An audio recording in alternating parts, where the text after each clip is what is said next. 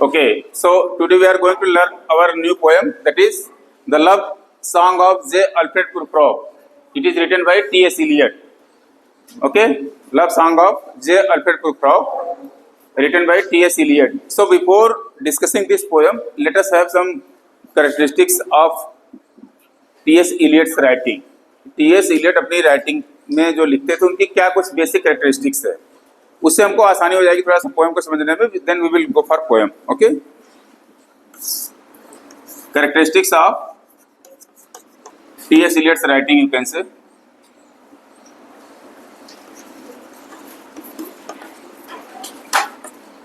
Characteristics. Okay, so first characteristic is fragmentation. Fragmentation of human psyche. Fragmentation means here splitting of thoughts, or you can say split personality. In 20th century, people are facing this problem. Basically, it's a kind of psychological disease. At present, it is called as disorder. Okay, split personality. मतलब एक से ज्यादा आपके दिमाग में विचार आएगा और वो ऐसा लगेगा कि हम अलग अलग व्यक्ति हैं और अलग अलग तरीके से सोचते हैं. उसको स्प्लिट पर्सनालिटी कहते हैं. Basically it's disorder. So it was more during 20th century, especially in urban life. Then use of history or historical myths, basically. Do not write historical, because there is no direct relation between history and myth. Use of myths. Okay, T.S. Eliot was a great reader. Some of the critics says that no one else can be compared by his reading capability. जितना T.S.. Eliot ने पढ़ा उतना आज की तारीख में कोई writer नहीं पढ़ा है. इस तरह से कुछ राइटर्स करते हैं, इतना उसने पढ़ा था. और he was knowing German, French, English, Greek and at last Sanskrit also. Can you believe this one? T.S. Eliot was knowing Sanskrit and he read Bhagavad Gita in Sanskrit by his own. उन्होंने एक letter लिखा था. एक Indian writer है K. N.. Rao. ठीक है, इनको letter में लिख करके इस बात को एडमिट किया कि that I have read Bhagavad Gita in Sanskrit and myself. ये नहीं क्या कोई और पढ़ के सुना रहा और अर्थ बता रहा, ऐसा नहीं, खुद उन्होंने पढ़ा. तो आप समझ सकते हैं कि उसको ग्रीक आती थी, लैटिन आता था, फ्रेंच आता था, जर्मन आता था, प्लस इंग्लिश तो था ही, संस्कृत भी साथ में. ठीक है, तो इतना ज़्यादा उनको लैंग्वेजेज आती थी. और उनके बहुत सारे बुक्स में you will find use of myths. That myth may belong to Bible itself or some other text also. मतलब कोई जरूरी नहीं कि वो जो मिथ्स यूज कर रहा है वो केवल बाइबल का ही हो, उसको दूसरे भाषा में लिटरेचर में एलुजन्स, यूज ऑफ एलुजन्स लिख सकते हैं. Use of एलुजन्स. एलुजन्स का मतलब है वहां पे it is basically taking reference और giving example to someone else, something else. कोई ये घटना यहाँ दिखाई गई है लेकिन उसका रिलेशन किसी और से भी होगा, उसको एलुजन कहेंगे. ठीक है, referential reference. Use of allusions. Use of myths. Myths का यूज इन्होंने बहुत किया है. द वेस्टलैंड हम लोग का चर्चा कर रहे थे, द वेस्टलैंड बुक. ठीक है, उसके लास्ट लाइन अगर आप देखेंगे, लास्ट लाइन, एकदम लास्ट लाइन, ठीक है, वहां पर आता है शांति शांति शांति, जो संस्कृत वर्ड है. ठीक है, और उसमें बहुत सारे चीजें अन्य जैसे लिया गया है. So use of myth, use of allusions बहुत ज्यादा उनके में है. Then changing role of genders.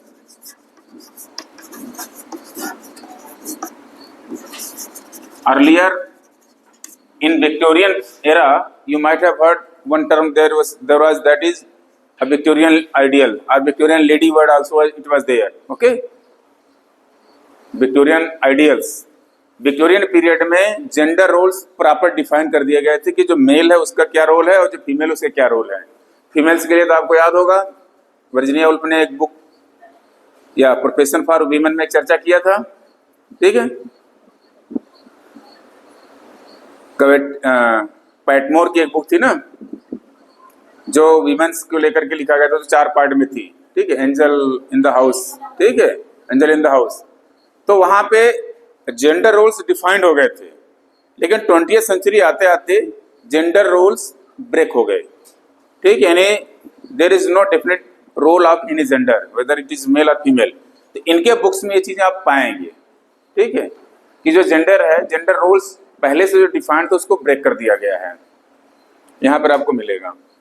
Gender role में क्या है, आपको जेंडर रोल्स में कभी नहीं दिखाया गया होगा कहीं किसी टेक्स्ट में, अर्लियर बुक्स में कहीं पे कि हाँ वीमेन सिगरेट पी रही हैं या स्मोकिंग कर रही हैं या लिकर ले रही हैं, कहीं पे नहीं लिखित मिलेगा, ऐसे प्रैक्टिकली भले कर रहे हो, पहले की बुक्स में उठा के देखेंगे, लेकिन इनकी टेक्स्ट में ये कोट कर रहे हैं, वहां पे मिलेगा आपको, ठीक है। तो जो जेंडर रोल्स था इसको उन्होंने ब्रेक कर दिया, इनके टेक्स्ट में आपको मिलेगा ये चीज, कैरेक्टरिस्टिक्स जो है, ठीक है।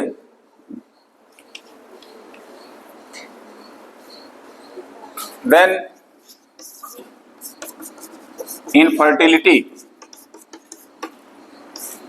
infertility or you can say impotency। यहाँ पे impotency है या infertility के नहीं मतलब है कि कोई बच्चा पैदा करने में असमर्थ है, ये मीनिंग नहीं है। इसका मीनिंग यह है यहाँ पे कि व्यक्ति कुछ करना चाहता है लेकिन वो कुछ कर नहीं पा रहा है, मतलब ही फील्स हिमसेल्फ अनप्रोडक्टिव, ठीक है। जैसे आप कुछ बड़ा कार्य करना चाहते, कुछ करना चाहते जिंदगी में, लेकिन आपको वो प्लेटफॉर्म न मिल पाए या वो साधन न मिल पाए, resources, okay, so you feel yourself infertile, ठीक है। ये यहाँ पे बच्चे पैदा करने से नहीं है meaning, means you feel yourself unfertile और you feel yourself impotent, means you want to do something but you are unable to get the right platform or right timing and resources। इस चीज को यहाँ पे लेकर के दिखाया गया, यानी कि जो कैरेक्टर्स हैं कुछ करना चाहते हैं बट कर नहीं पा रहे, उसके देयर में भी वेरियस रीजंस। ये भी एक इसके राइटिंग कैरेक्टरिस्टिक्स है। जो सबसे ज्यादा है यहाँ पे फ्रेगमेंटेशन है ह्यूमन साइकी का, ठीक है। By this time, by 1900 onward, another term came into literature, another word that is called as stream of consciousness, stream of consciousness।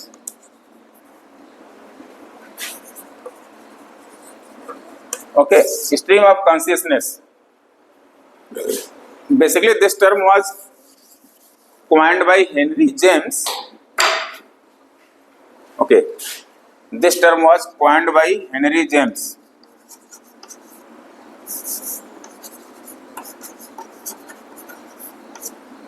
He was American psychologist and philosopher।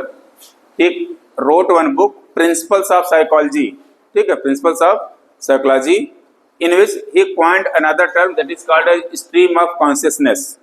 इसको ध्यान से समझ लीजिए, ये लिटरेचर में सबसे ज्यादा मिलेगा।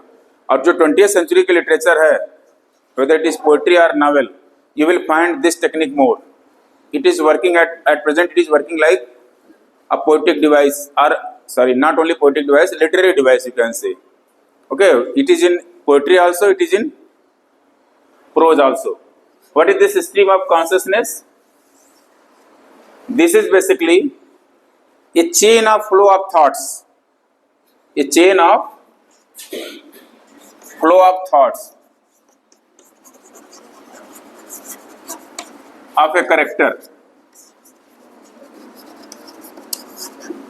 Without speaking anything to anyone, ठीक है। इसको सरल भाषा में ऐसे समझिए, कई बार आप घर में बैठे बैठे किसी बात को सोच रहे हैं, चाहे वो अच्छा हो चाहे बुरा हो, और उसमें आप सोचते सोचते बहुत खोते चले गए एकदम बहुत देर तक, ठीक। आप बोल किसी से कुछ नहीं रहे, लेकिन अपने मन में सब कुछ दिमाग में चल रहा है, ठीक है। आपके मन में सब चलते जा रहे हैं। जैसे अब आप परीक्षा का डेट डिक्लेयर हो गया, अब आप बैठ के सोचना शुरू कर दिए, ठीक है। सोचते सोचते पता चला कि आधे घंटे निकल गए आपके से ही। तो जो आपके मन में थॉट्स एक फ्लो में चलता जा रहा है without breaking, nobody should disturb you, ये भी होना चाहिए वहां पे, और आप बोल भी कुछ नहीं रहे हैं, तो जो आपके मन के अंदर एक थॉट्स लगातार कंटिन्यूसली फ्लो कर रहा है उसे कहते हैं स्ट्रीम ऑफ कॉन्शियसनेस, ठीक है। आपकी जो चेतना का एक फ्लो हो रहा है उसी को स्ट्रीम ऑफ कॉन्शियसनेस कहा जाता है। So by using this technique, you will find so many characters. They do not speak anything, but when you read it, you find he is doing like this, the things like that.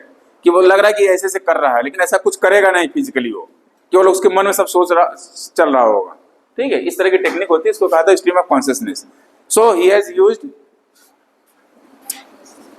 Use of stream of consciousness. ठीक है, इस technique का भी use इन्होंने बहुत ज्यादा किया है अपने राइटिंग्स में। Then apart from these,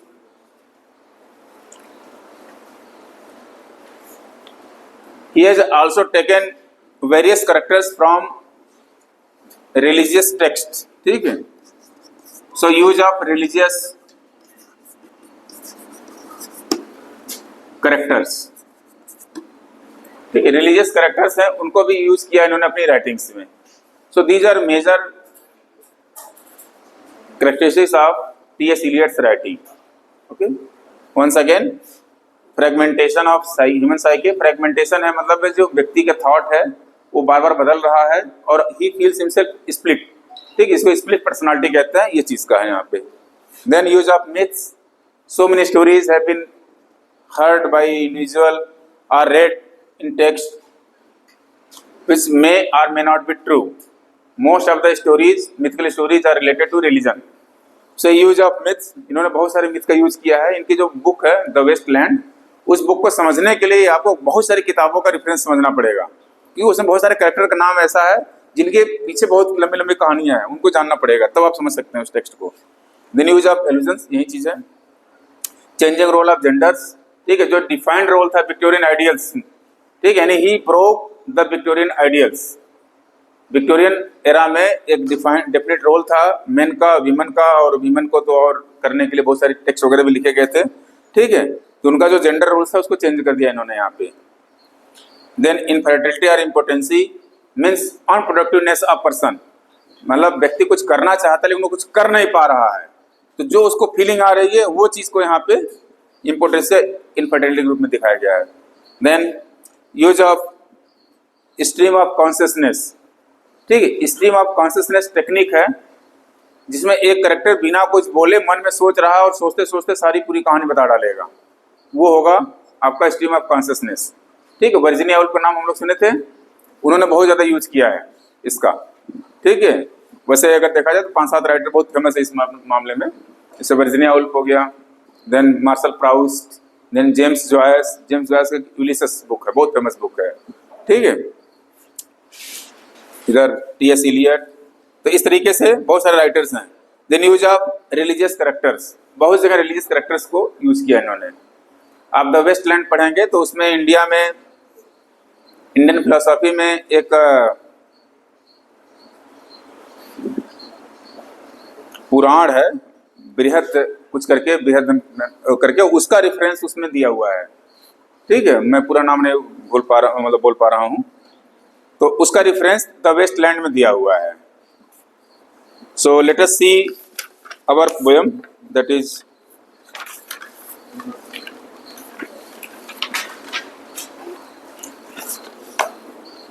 the love song of J Alfred Prufrock. Okay,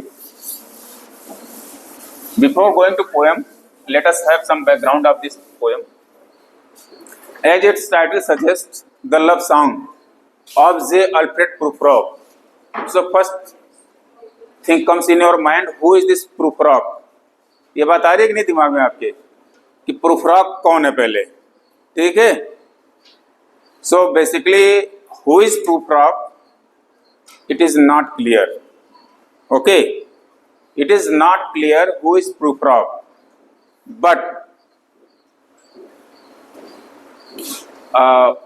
one furniture shop was there in Missouri when he was studying in his basic schooling.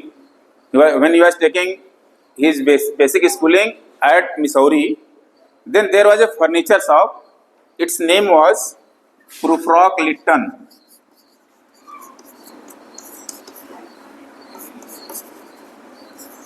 Company. ठीक है, ये So somewhere he admitted that this name came into my mind, मतलब T.S.. Elliot इस बात को admit करते हैं कि ये नाम मेरे दिमाग में बचपन से है, ठीक है, और वो एक फर्नीचर दुकान थी वहां पे नियर बाय, उससे है नाम, ठीक है, इसके अलावा इनका कोई अलग रेफरेंस नहीं है। But in this poem all those persons who feels himself desolate, deserted, emptied, or having a kind of frustration of being a youth or losing his youth, he can feel himself as प्रूफरॉग। मतलब प्रूफरॉग एक metaphor है यहाँ पे, ठीक है, यानी हर कोई वो प्रूफरॉग हो सकता है जो अपने आप को ऐसा फील कर रहा हो कि बहुत ज्यादा लाइफ में फ्रस्ट्रेटेड हो, स्पेशली लव को लेकर के, ठीक है, यानी जिसके पास अनफुलफिल्ड डिजायर है, specially he is talking about sexual desire और love desire. Okay, so all those persons can be considered as Prufrock. Some of the critics also claim that this poem is having some autobiographical elements. It means sometimes there may be some experiences of T.S. Eliot himself, because when he was studying at Harvard, he had affair with Emily Hall. Okay, yesterday I discussed this name.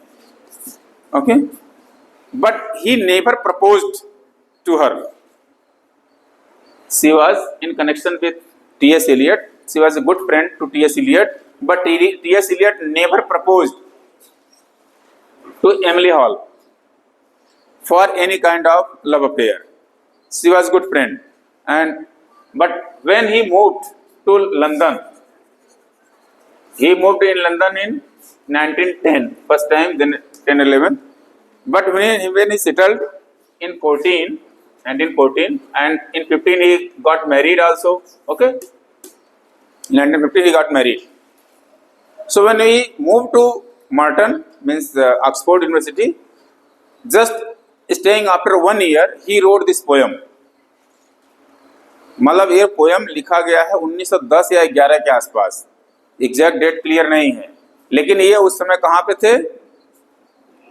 Oxford में, ठीक है, Merton college Oxford, कल हमने पढ़ाया था Merton college Oxford, ठीक है, तो ऑक्सफोर्ड में थे। अब वहां पे जाने के बाद कुछ ऐसा घटना घटी या क्या हुआ, कुछ नहीं है, जो भी है, ठीक है, ये नहीं क्लियर है, लेकिन वहां जाने के बाद लिखा गया है, और 1915 में उन्होंने शादी कर लिया। जब ये वहां पर पहुंचे तो अपने आप को एडजस्ट नहीं कर पाए वहां पे ठीक से शुरुआत में, तो हो सकता है कि जो फ्रस्ट्रेशन वगैरह उनके दिमाग में रहा हो। When he moved at the time he was 22 years old, 22 साल के थे, ठीक है, तो हो सकता है कि कुछ ऐसा उनका कुछ का अनुभव रहा हो कि बहुत ज़्यादा उनको फ्रस्ट्रेशन या डिसोलेट फील किए हों, आइसोलेटेड फील किए हों, तो शायद वो चीज़ लिखी हो यहाँ पे। तो इस पोएम में प्रूफरॉग कौन है exactly it is not clear, okay, but this word Prufrock word came into his mind since childhood because of this company, Prufrock Lytton Furniture Company, okay। और प्रूफरॉग, अब यहाँ पर हम लोग पोएम को देख लेते हैं, ठीक है, कि प्रूफरॉग क्लियर हो गया कौन है, अब डाउट नहीं आना चाहिए।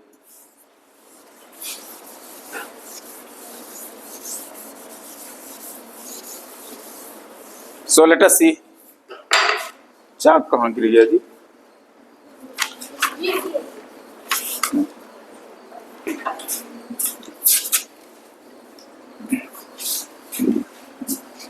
Okay, so let us see the poem, not poem basically, some background knowledge of this poem.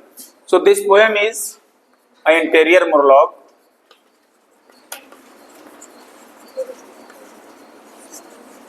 Okay, what is this interior monologue? Stream of consciousness, जिसको हम स्ट्रीम ऑफ कॉन्शियसनेस अभी पढ़ाया, ठीक है, इसी को इंटीरियर मोनोलॉग कहते हैं, और in other words you can say it's a kind of dramatic monologue. Okay, dramatic monologue पता है? A kind of poem in which a speaker narrates to an imaginary audience. Okay, यहाँ पे कुछ बोलेगा नहीं वो, ठीक है, मन में सारा सोचता रहेगा, और एक फ्लो में, थॉट्स के फ्लो में चलता जाएगा चलता जाएगा चलता जाएगा। Means there will be a chain of stream of consciousness. इसी को स्ट्रीम ऑफ कॉन्शियसनेस टेक्निक कहा गया। इसी को दूसरे शब्दों में इंटीरियर मोनोलॉग कहा जाता है। ठीक है, इंटीरियर मोनोलॉग, ये आपको लिटरेचर बहुत ज्यादा मिलता जाएगा। ठीक है, so it is based on stream of consciousness technique. It is a dramatic monologue. It talks about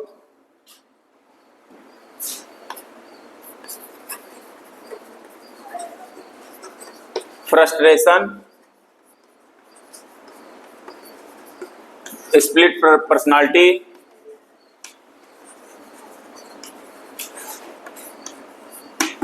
okay, desolation,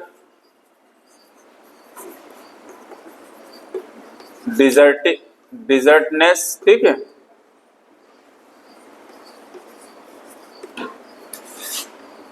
डिजर्टनेस मतलब उजड़ा सा फील करेगा अपने आप को व्यक्ति, जैसा लगता है कि सब खत्म है, इस तरीके से। ठीक है,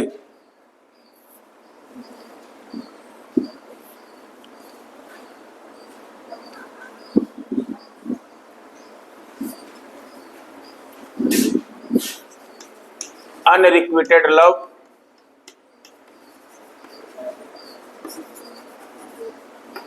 अनरिक्विटेड लव मतलब है कि जो लव को पाना चाह रहे थे वो लव नहीं मिल पाया उनको। ठीक है, वो अनफुलफिल्ड डिजायर रहा, इसको अनरिक्विटेड लव कहेंगे। Then last opportunities,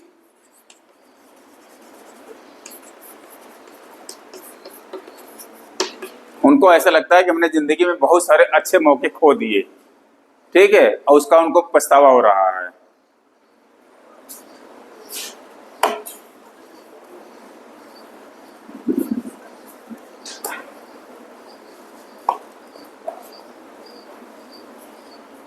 And it is also about his physical and intellectual inertia.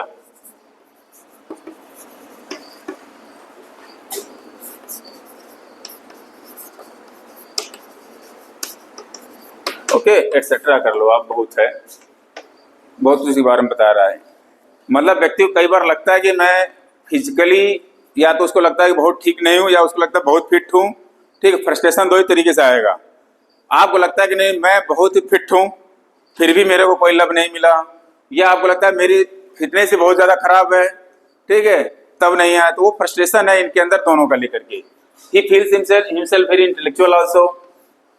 ठीक है, कि मतलब एक तरह से कहा जाए, he feels himself intellectual, physically fit, having good opportunity, but he is not having love, that kind of love which he wants. Okay, so basically it is also talking about the spirituality. ठीक, spirituality, it is also talking about spirituality.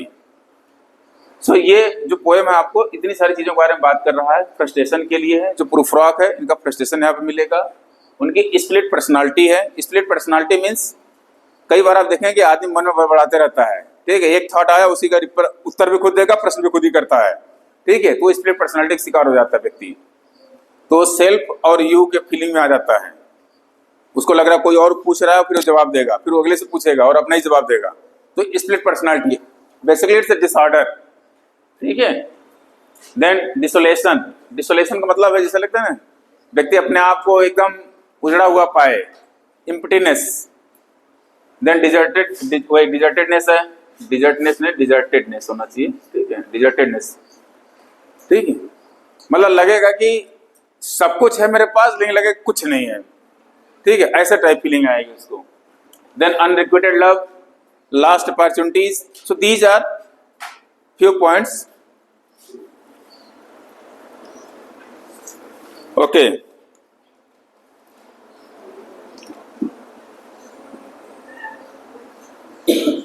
one interesting thing is here about the title, how this title came into his mind. Okay, how this title came into his mind. Of course the word prufrock came sometimes in his mind since childhood, but how this title came, the love song of J. Alfred Prufrock. So he read another poem which was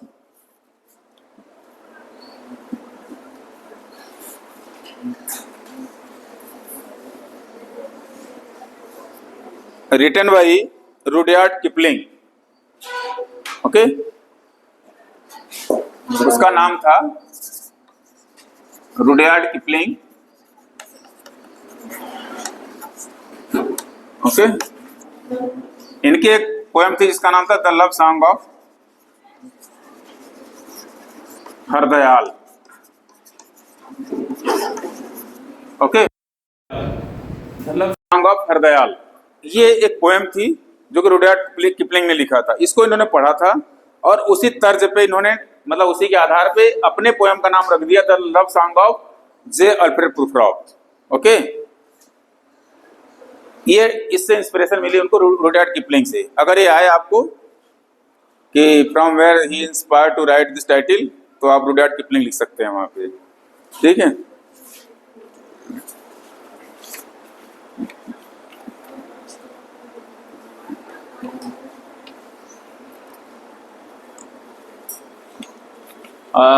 Another interesting point in this one is its subtitle was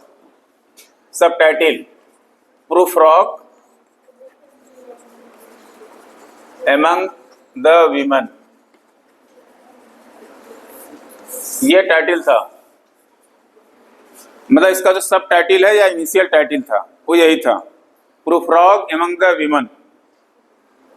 इस title से पहले ये publish होनी थी लेकिन हुआ नहीं, publish हुआ लास्टली इसी से the love song of J Alfred Prufrock. तो एमसीक्यू एग्जाम में यही आएगा, what was the subtitle और original title of this poem J love song of J Alfred Prufrock. So क्या है इसका टाइटल? Prufrock among the women. ठीक है. And first time it was published in a magazine, published एक magazine है जिस मैगजीन का नाम है poetry. Okay, poetry, a magazine of verse.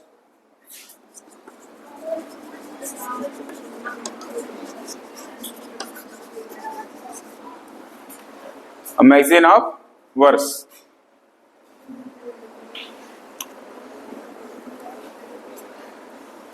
First time it was published in a magazine whose magazine's name is Poetry, a magazine of verse. ये नाम है उस मैगजीन का. And that magazine was run by Ezra Pound. कौन चला रहा था इसको?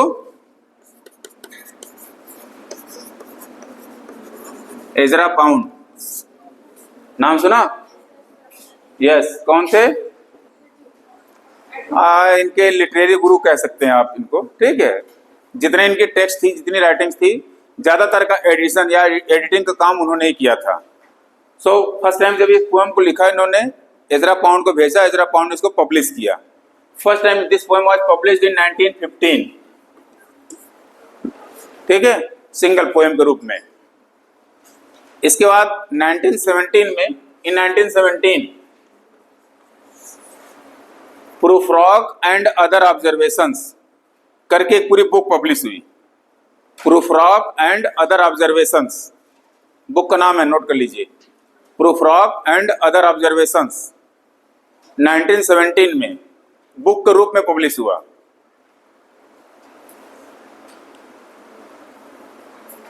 प्रूफ्रॉक एंड अदर ऑब्जर्वेशंस 1917 में.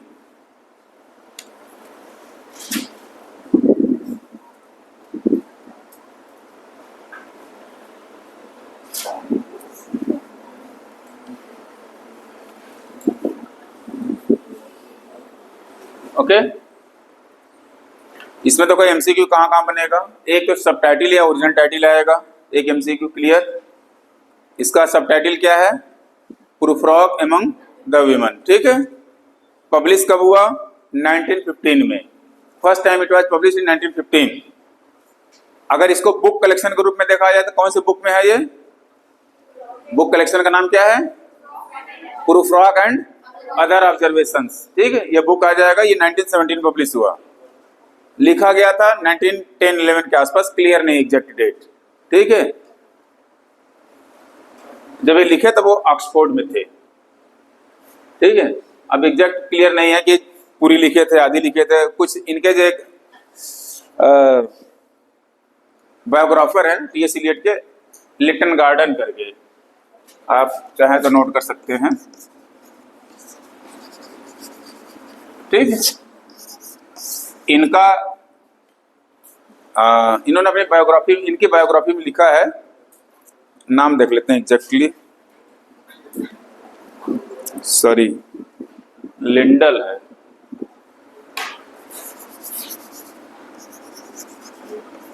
ठीक है, गार्डन, लिंडा गार्डन होगा, ठीक है। इन्होंने अब इनकी बायोग्राफी में लिखा है कि जब ये पोएम लिख रहे थे या लिखे थे तो शुरू के बीच लिखने के बाद लास्ट के लिखे बीच के 4 पेज छोड़ दिए थे। उन 4 पेज में बाद में इन्होंने 38 लाइन्स इंक्लूड किया, 38 लाइन्स इन्होंने इंक्लूड किया। लेकिन जब तक ये जीवित रहे उन 38 लाइन्स को पब्लिश करने से मना किए। लेकिन बाद में इनके डेथ के बाद जब ये पब्लिश हुआ तो 30 लाइन इंक्लूड करके फिर पब्लिश हुआ, ठीक है। एट प्रेजेंट में पूरी पोएम है ये, 38 लाइन्स भी आपको मिल गई पढ़ने को यहाँ पे, ठीक है। So these all are about some biography of this, some details of this poem. So you can go for our poem exactly. Okay? इस पोएम की शुरुआत होती है एक एपिग्राफ से। एपिग्राफ का मतलब है जो पहले लिखा जाता है कोई चीज किसी, ठीक है, एपिलॉग बेसिकली कह सकते हैं। वो that is taken from Dante's Divine Comedy. Okay, मिटा दे रहा कुछ?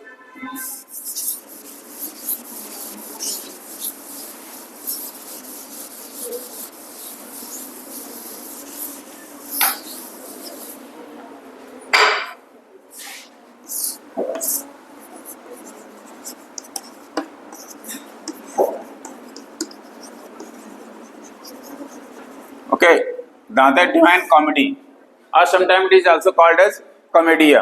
Okay, दांते ने एक बुक लिखी थी, इसका नाम है Divine Comedy. It has 3 sections और 3 पार्ट में बुक है। First part is called as, part basically ना कहकर कैंटो कहते थे पहले, बट आप चैप्टर समझ सकते हैं अलग अलग। फर्स्ट इज इन्फर्नो, ठीक है।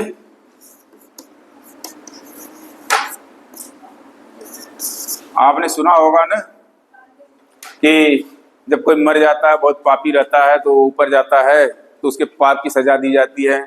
और कैसे दी जाती है? तेल में फ्राई करके, आग जला करके दहकते हुए आग के गोले में उसको फेंक दिया जाता है जलने के लिए। ये सब सुना होगा, ठीक है। तो जो कॉन्सेप्ट आया है ये यही है, इन्फर्नो।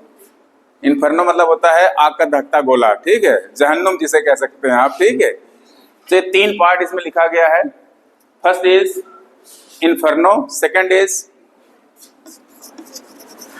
पुर्गाटोरियो, ठीक है। This is basically sufferings, and third is पैराडाइजो।